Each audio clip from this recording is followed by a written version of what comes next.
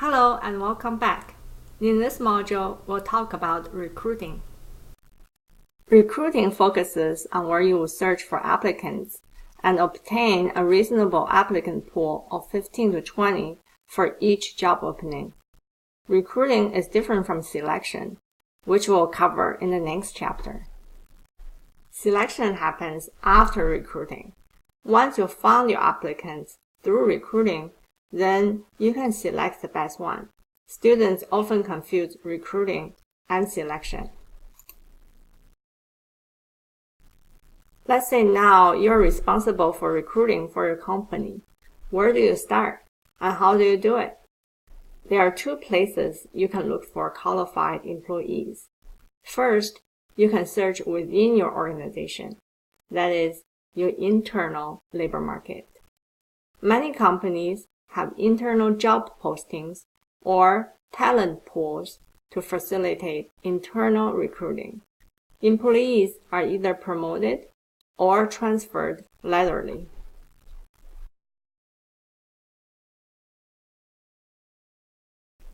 The advantages of internal recruiting are: it is less costly for both the employer and the employee. The employee are more satisfied with the company when they have the promotion opportunities, and the company doesn't have to go through the entire recruiting process since the employee is already working for the firm. Employees can be more committed to the organization because of a promotion opportunity, and the employee already is knowledgeable about the organization, so you don't have to train them. Another method of internal recruiting is referral.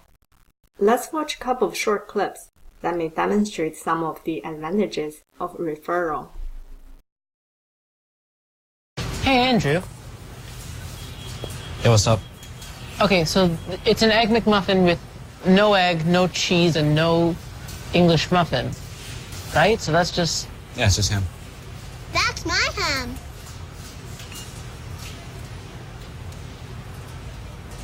It's fine. Yeah, it's fine. Yeah, just ham. Okay. All alone. Yeah, it's not weird.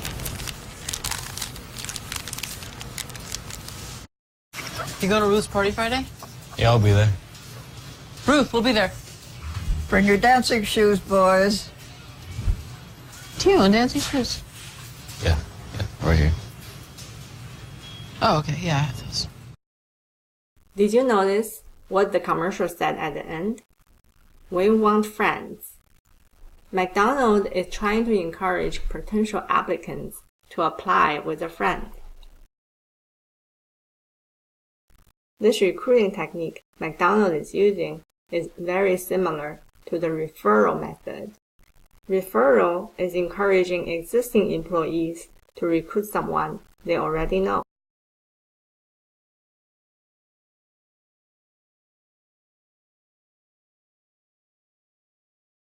There are some advantages to bringing a friend to work with you, such as you already get along with this friend.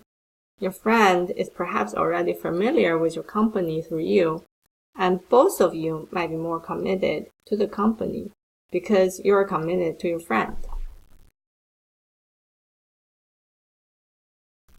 The disadvantages of internal recruiting can be that you have a limited labor pool within your company.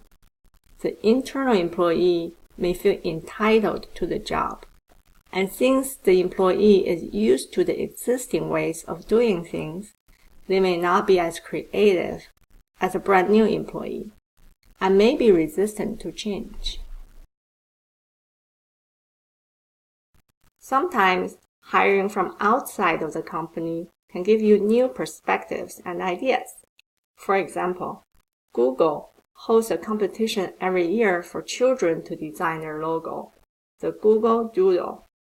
One of the reasons that they do this is because they want to absorb creativity outside of the organization. So far, we have talked about internal recruiting. The other place you can look for applicants is the external labor market. There are plenty of ways that you can recruit externally. I'm sure you have seen some of these recruitment venues mentioned here, such as advertisement and campus recruiting. What I would like you to pay attention here is the pros and cons for each method, and why would the firm choose one way over the other. For example, if Microsoft is going to hire a new CEO, they probably would not use the walk-in method pictured here on the right. Instead, they might want to use a private agency. While walk-in is one of the least costly ways to recruit, it won't give you the most excellent labor pool to choose from.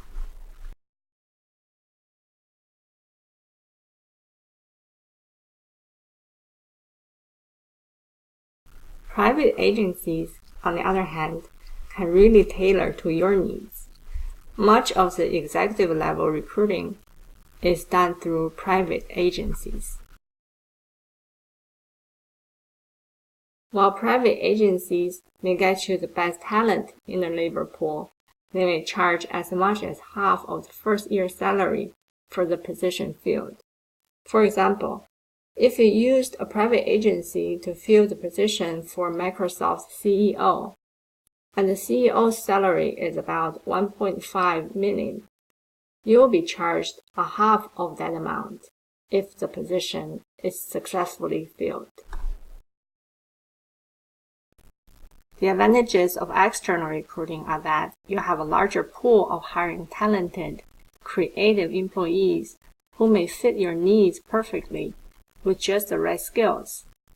It also increases your firm's diversity by bringing not only new thinking, but also new backgrounds and experiences.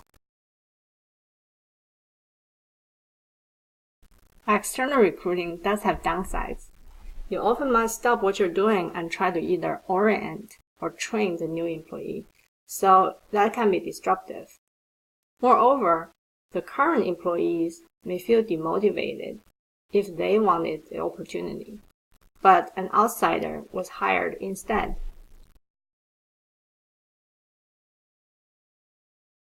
This slide summarizes what we have been talking about thus far. Please be sure to be familiar with the advantages and disadvantages of both internal and external recruiting, and the methods of recruiting for each source we have discussed so far.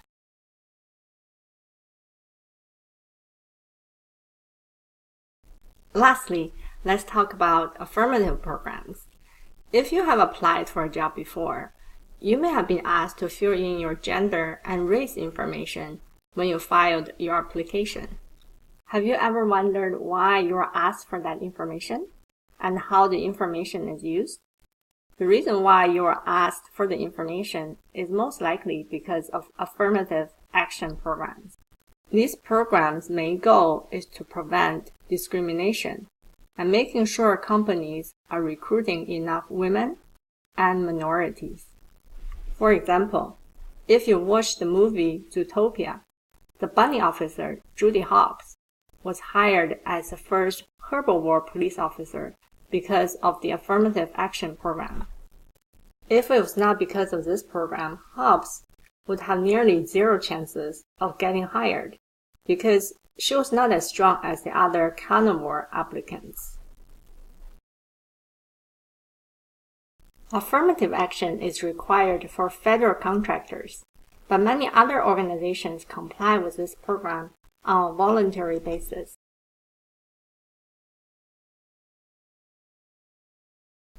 An organization is considered a federal contractor if it has a federal contract greater than $50,000 and has 50 or more employees. When dealing with the affirmative action program, you must utilize your relevant labor market. What is a relevant labor market? It's where the majority of your applicants come from. For example, if we're hiring a bus driver for our university who will shuttle students across campuses, what do you think the relevant labor market is? probably the county where the university is in. If we're hiring for a professor, on the other hand, the relevant labor market for that position could be the entire United States. When an organization does not hire enough number of minorities and women from the relevant labor market, this organization is considered underutilizing the labor market. Affirmative action is a well-intended program to prevent illegal discrimination, and its primary goal is to give the underrepresented employees more opportunities. However, it also creates some controversies and is often criticized. Some argue that this program creates reverse discrimination, and organizations may have to hire less qualified employees due to this program. To conclude, we talked about what is recruiting, internal and external recruiting methods, and their pros and cons. We also discussed affirmative action programs. I hope by completing this module, we are more familiar with these recruiting concepts.